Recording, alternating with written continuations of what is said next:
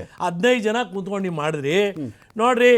ನಮ್ಮ ಇವರು ನಾನು ಕೃಷ್ಣ ಬೈರೇಗೌಡರು ಇದರಲ್ಲಿ ಭಾರಿ ಎಕ್ಸ್ಪರ್ಟ್, ಎಕ್ಸಲೆಂಟ್. ಅವರು ಸದನದಲ್ಲಿ ಮಾತಾಡೋದು ನೋಡಿದ್ದೀರಾ ಎಷ್ಟು ಚೆನ್ನಾಗಿ ಒಂದೊಂದೇ ಎಳೆ ಎಳೆಯಾಗಿ ಮಾಡ್ತಾರೆ. ನೋಡ್ರಿ ಅಬ್ರಾಮ್ ಹೇಳಿದ್ದು ಪ್ಯಾರಾ 14 14-15 ಬಿಟ್ಬಿಡ್ರಿ, 15ರಲ್ಲಿ ತಪ್ಪ್ರಿ, ಸುಳ್ಳ್ರಿ, 16 ನಿಜ ಇರ್ಬೋದಪ್ಪ, 17 ಅಪ್ಪಟ ಸುಳ್ಳು, 18 ಸುಳ್ಳು, 21 ಸುಳ್ಳು. ಮತ್ತೆ ಯಾವ್ದಾದ್ರು ಹೇಳಿದ್ರ ಅಬ್ರಾಮ್ ಹೇಳಿ ತಪ್ಪು. ಅದ್ರಲ್ಲಿ ಯಾವ ತಪ್ಪು? ಪಾಯಿಂಟ್ ಬೈ ಪಾಯಿಂಟ್ ಹೇಳ್ತಾ ಇಲ್ಲ. ನಾನು ಕೇಳ್ತಾ ಇರೋದು ರಮಾಕಾಂತ್, ನಾನೀಗ ಕೇಳಿದ್ನಲ್ಲ ನಿಮಗೆ ಫಸ್ಟು 2004 ನನ್ನ ಪ್ರಶ್ನೆ, ಕೃಷಿ ಜಮೀನು ಅಂತ ನೀವು ಕೊಂಡುಕೊಂಡಾಗ ಕೃಷಿ ಜಮೀನು ಎಲ್ರಿ ಇತ್ತು? ಅವಾಗಲೇ ಲೇಔಟ್ ಆಗ್ಬಿಟ್ಟಿತ್ತದು ಅಂತ ಫಲಾನುಭವಿಗಳಿಗೆ ಕೊಟ್ಟಿರೋದು ಲಿಸ್ಟ್ ಕೊಟ್ಟಿದ್ದೀನಲ್ಲ ನಾನು. ಇಲ್ರಿ ಅದು ಕೊಟ್ಟಿರಲಿಲ್ಲ ಅಂತ ಹೇಳ್ಬೇಕಾಯ್ತು. ಈಗ ಇಲ್ಲ ನನಗೆ ಅಬ್ರಾಮ್ ಅವರು ಯಾವ ಇದು ಕೊಟ್ಟಿದ್ರೋ, ಮನವಿ ಕೊಟ್ಟಿದ್ರೋ ಗವರ್ನರ್ಗೆ, ಗವರ್ನರ್ ಅದನ್ನ ನಮಗೆ ಕೊಡ್ದೇರಾ ಬರೀ ನೋಟಿಸ್ ಕಳಿಸೋದ್ರು ಅಂತ ಹೇಳಿದ್ರೆ ಓಕೆನಪ್ಪ. ಎರಡನೇದು ಅಲ್ಲಿ ಡಿ ಕೆ ಶಿವಕುಮಾರ್ ಓದ್ತಾರೆ ನೋಡ್ರಿ, ಆಮೇಲೆ ಬೆಳಗ್ಗೆ ಕೊಟ್ಟರು, ಆಮೇಲೆ ಬಂದರು, ಇನ್ನೊಂದು ಕೊಟ್ಟಿದ್ದಾರೆ ಲೆಟ್ರು, ಅದೇನು ಕ್ಲಾರಿಫಿಕೇಶನ್, ಏನು ಕ್ಲಾರಿಫಿಕೇಶನು, ಹೈಕೋರ್ಟು ಸರ್ಕ್ಯುಲರು ಕೊಟ್ಟಿದ್ದಾರೆ, ಆಮೇಲೆ CVC ಇದು ಒಂದು ಕೊಟ್ಟಿದ್ದಾರೆ. ಅರೆ ಹೈಕೋರ್ಟ್ದು ಸರ್ಕ್ಯುಲರ್ ಅಂತ ಹೇಳಿದ್ಮೇಲೆ ನೀವು ಓದಬೇಕಲ್ರಿ ಅದೇನು ಅಂತ.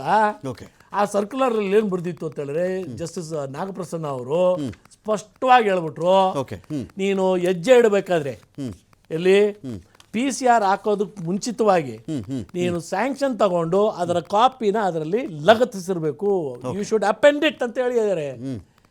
ಇವತ್ತು ಆ ಆದೇಶ ಜಸ್ಟಿಸ್ ನಾಗಪ್ರಸನ್ನ ಮಾಡಿರೋ ಆರ್ಡರ್ ಇದೆಯಲ್ಲ, ಇವತ್ತು ಲಾಗೂ ಇದೆ. ಲಾಗೂ ಇದ್ದಾಗ ನಾನು ಯಾಕೆ ಅಲ್ಲೋಗ್ಲಿ? ಅವ್ರ ಪ್ರಶ್ನೆ PCR ಹೋಗ್ಲಿಲ್ಲ, ಗವರ್ನರ್ ಹತ್ರ ಓಡೋಗ್ಬಿಟ್ರು. ನಾನು ಹೋಗಿದ್ದಲ್ರಿ, ನೀವು ಹೋಗಿ ಚಾಲೆಂಜ್ ಮಾಡಿ, ನಿಮ್ಮ ಅಡ್ವೊಕೇಟ್ ಜನರಲ್ ಕಳಿಸಿ ಜಸ್ಟಿಸ್ ನಾಗಪ್ರಸನ್ನ ಅವ್ರ ಹತ್ರ ಹೋಗ್ಬಿಟ್ಟು, ನೋಡಿ ಸ್ವಾಮಿ ನೀವು ಹಿಂಗೆ ಆದೇಶ ಮಾಡಿದ್ರಿ ತಪ್ಪು ಅಂತ ಹೇಳಿಸಿ. ಅದಕ್ಕೆ ನಿಮ್ಗೆ ತಾಕತ್ತಿಲ್ಲ. ಬಟ್ ನಾನು ಅವರು ಹೈಕೋರ್ಟ್ ಜಡ್ಜ್ ಹೇಳಿರೋದನ್ನ ನಾನು ಪಾಲಿಸ್ತಾ ಇದ್ದೀನಿ, ನಾನು ತಪ್ಪ? ಇದಕ್ಕೆ ಉತ್ತರ ಇಲ್ಲ ನಿಮಗೆ, ಪ್ಯಾರಾಗ್ರಾಫು. ನಿಮಗುತ್ತರ ಇದೆಯಾ ರಮಾಕಾಂತ್ ಅವರೇ? ನಿಮಗುತ್ತರ ಇದೆಯಾ? 4ರಲ್ಲಿ ನೀವು ಕೊಂಡ್ಕೊಂಡ ಕೃಷಿ ಭೂಮಿ ಅಲ್ಲ, 5ರಲ್ಲಿ ಕೃಷಿ ಭೂಮಿ ಅಲ್ಲದೆ ಇರೋದನ್ನ ತಿರ್ಗಾ ನೀವು ಇದು ಕನ್ವರ್ಷನ್ ಮಾಡ್ತೀರಾ, ಭೂ ಪರಿವರ್ತನೆ ಮಾಡ್ತೀರಾ. ಅಲ್ಲಿ ಕೃಷಿ ಭೂಮಿ ಇಲ್ದಿದ್ದಾಗ DC ಹೋಗಿ ರಿಪೋರ್ಟ್ ಕೊಡ್ತಾರೆ ನೋಡಿದೆ ಅಂತ, spot inspection, tahsildar spot inspection. ಸಿದ್ದರಾಮಯ್ಯನವರ ವಾದ ಏನು ಗೊತ್ತಾ ಅಬ್ರಹಾಂ ಅವರೇ? ನೀವು ಹೇಳ್ತಿರೋದು ಇಲ್ಲಿ ಇದು ಕೃಷಿ ಜಮೀನೇ ಇರಲಿಲ್ಲ, ಇವ್ರು ಯಾವ ಥರದಲ್ಲಿ ಕ್ಲೈಮ್ ಮಾಡಿಕೊಂಡ್ರು, ಇವ್ರು ಹೆಂಗೆ ದಾನಪತ್ರ ಬಂತು, ಯಾವ ಥರ ಬದಲಿ ನಿವೇಶನ ತೊಗೊಂಡ್ರು ಅಂತ ನೀವು ಹೇಳ್ತಿದ್ದೀರಿ. ಹೀಗಿದ್ದಾಗ ಎಂಟೈರ್ ಮುಡಾ ಸ್ಕ್ಯಾಮ್ ಬಗ್ಗೆ ಮಾತಾಡಿಕೊಳ್ಳುವುದು ಬೇರೆ. ಸಿದ್ದರಾಮಯ್ಯನವ್ರನ್ನೇ ಟಾರ್ಗೆಟ್ ಮಾಡಿಕೊಂಡು ಅವ್ರ ಫ್ಯಾಮಿಲಿ ಆಯಿತು ಅನ್ನೋದಕ್ಕೆ ಅಧಿಕಾರದಿಂದ ಕೆಳಗಡೆ ಇಳಿಸಬೇಕು, ಅಸ್ಥಿರ ಮಾಡಬೇಕು ಖರ್ಚು ಮಾಡಿದ್ದಾರೆ. ನಾನು ಎಲ್ಲಾದರೂ ಒಂದು ಕಡೆ ನಾನು ಅಧಿಕಾರದಿಂದ ಇಳಿಬೇಕು ಅಂತ ಹೇಳಿದ್ದೀನಿ. Face the trial. ಸಿದ್ದರಾಮಯ್ಯನವರೇ ಸಿದ್ಧವಾಗಿರ್ರಿ.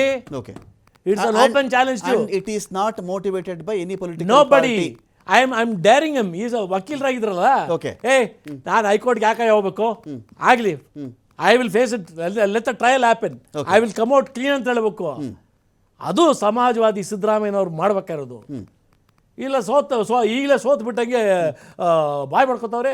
ಸೊ ಇಲ್ಲಿ ಇಡೀ ಕೇಸ್ ತಂದು ಇದು ಸಿದ್ದರಾಮಯ್ಯನವರ ಪತ್ನಿಗೂ ಸಂಬಂಧಪಡ್ತಿಲ್ಲ ನಿಮ್ಮ ಪ್ರಕಾರ, ಮಾದೇಸ್ವಾಮಿ ಅವ್ರಿಗೂ ಸಂಬಂಧಪಡ್ತಾ ಇಲ್ಲ, one and only Siddaramaiah because of is in power ಅಂತ ಇಲ್ಲ. ನಾನು ಈಗ ಮಲ್ಲಿಕಾರ್ಜುನ್ ಸ್ವಾಮಿ ಆ್ಯಂಡ್ ಸಿದ್ದರಾಮಯ್ಯನ ಹೆಸರು ನಾನು ಬಳಸೋದು ಯಾಕೆ ಅಂತ ಹೇಳಿದ್ರೆ, ಯತೀಂದ್ರ ಹೆಸರು ಬಳಸಿದ್ದೀನಿ, ಅವ್ರ ವೈಫ್ ಹೆಸರು ಶೋಭೆ ಅಲ್ರಿ. ಪಬ್ಲಿಕ್ ಶೋಭೆ ಅಂತ ಬರಲ್ಲ. ಈಗ ನಾ ಮಾಡಲ್ರಿ, ಈಗ ಧರ್ಮಪತ್ರಿ ಅಂತ ಹೇಳಿದ್ರೆ ನಿಮ್ಗೆ ಗೊತ್ತಾಗಲ್ಲೇನ್ರಿ? ನಾನು ಹೇಳಲ್ರಿ. ಇಲ್ಲ, ನಾನು ಪ್ರಶ್ನೆ ತಪ್ಪಾಗಿ ಅರ್ಥ ಮಾಡ್ಕೊಂಡ್ಬಿಟ್ರಿ. ಏನ್ ಕೇಳ್ತಾ ಇದ್ದೀನಿ ಅಂತ ಹೇಳಿದ್ರೆ, ಅವ್ರ ಪತ್ನಿ ಹೆಸರು ಹೇಳ್ಬೇಡಿ ಅಂತ ನಾನು ಹೇಳ್ತಿಲ್ಲ. ಮಹದೇವಸ್ವಾಮಿ ಅವರಿಂದ ಅಥವಾ ಮಲ್ಲಿಕಾರ್ಜುನ ಸ್ವಾಮಿ ಅವರಿಂದ ಅವರು ಸಿದ್ದರಾಮಯ್ಯ ಪತ್ನಿಗೆ ನಿವೇಶನ ಬಂದಿದೆ, ಮುಡಾದವರು ಒಪ್ಕೊಂಡ್ಬಿಟ್ಟಿದ್ದಾರೆ, ಬದಲಿ ನಿವೇಶನ ಕೊಟ್ಟುಬಿಟ್ಟಿದ್ದಾರೆ.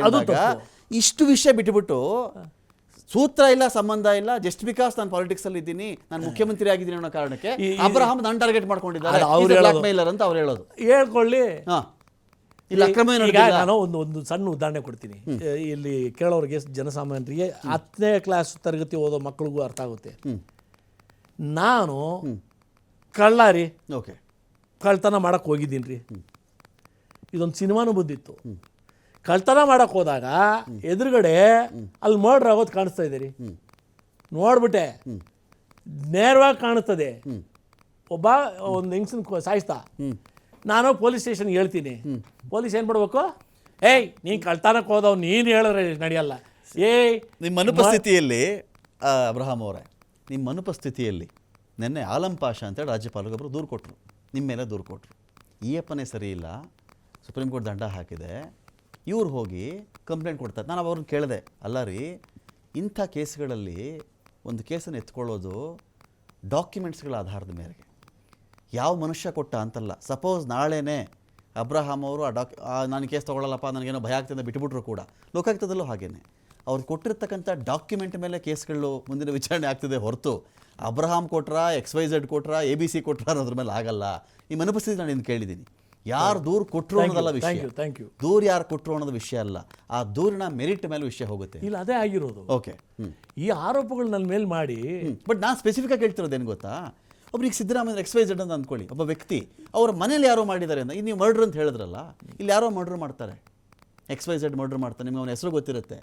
ಅವ್ರ ಮನೆಯಲ್ಲಿ ಅವ್ರ ಅಪ್ಪಂದೋ, ಅವ್ರ ಯಜಮಾನ್ರದೋ, ಅವ್ರ ತಮ್ಮಂದೋ ಹೆಸರು ಕೊಟ್ಬಿಟ್ಟು ಅವ್ರ ಪ್ರಭಾವ ಇತ್ತು, ಪ್ರಭಾವ ಕುಮ್ಮಕ್ಕಿಂದಲೇ ಬಂದು ನೀವು ಮರ್ಡ್ರ್ ಮಾಡ್ದ ಅಂತ ನೀವು ಹೇಳಿದ್ರೆ, ಇಸ್ ಇಟ್ ಅಕ್ಸೆಪ್ಟಬಲ್ ಅಂತ ನಾನು ಕೇಳೋದು. ನಾನು ಅದಕ್ಕೊಂದು ಇನ್ನೊಂದು ಉದಾಹರಣೆ ಕೊಟ್ಬಿಡ್ತೀನಿ. ಒಬ್ಬ ದೊಡ್ಡ ಮಂತ್ರಿ, UPನೇ ಇಟ್ಕೊಳ್ಬೇಡ, ನಮ್ಮಲ್ಲಿ ನಡೆಯಲ್ಲ ಅದು, ಓಕೆ, UPಯಲ್ಲಿ ನಡೀತದಪ್ಪ.